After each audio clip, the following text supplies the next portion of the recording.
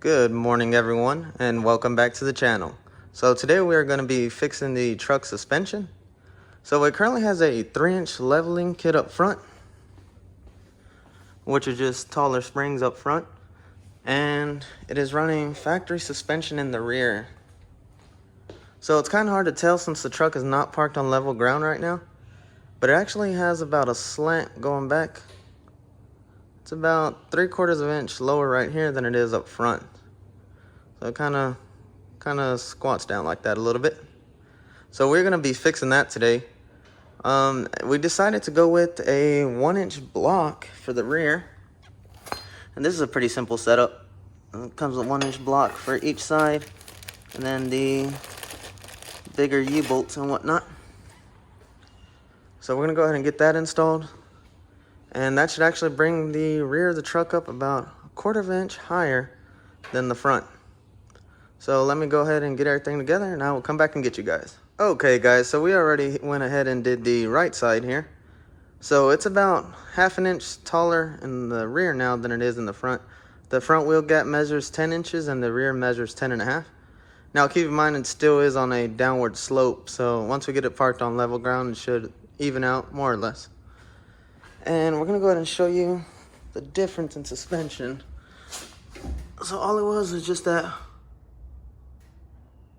1-inch block right there and the longer U-bolts and everything to hold it in compared to the factory suspension. The kit itself was really easy to install.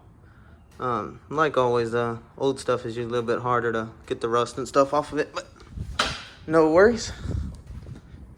I'll give you a look at the driver's side.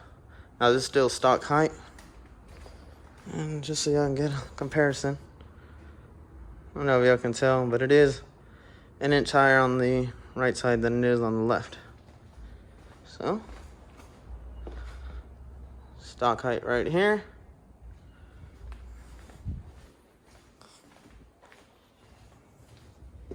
And with the 1-inch lift block right there.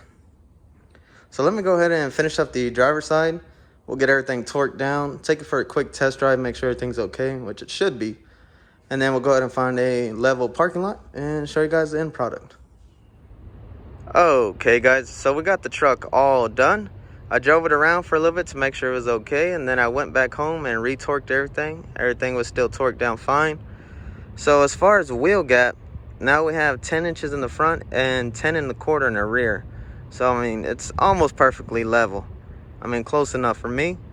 As far as ride quality, it did not change any, which I wasn't expecting it to. It didn't get better, it didn't get any worse, but it's such a simple modification that I wasn't expecting much of that to change.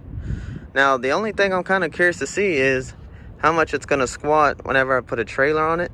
I think it's going to be okay, but if for some reason we had to hook up to a heavy trailer and it's still squatting pretty bad, we're just going to put airbags on it and be done with that. But for now, I think it's the perfect height for a daily driver, and that's good enough for me. Now, if you guys are interested in the leveling kit, it is 3 inches in the front for the coil springs and a 1-inch block in the rear for the leaf springs. So hopefully this video helps you guys out if you're trying to lift or level your truck. And as always guys, thanks for watching.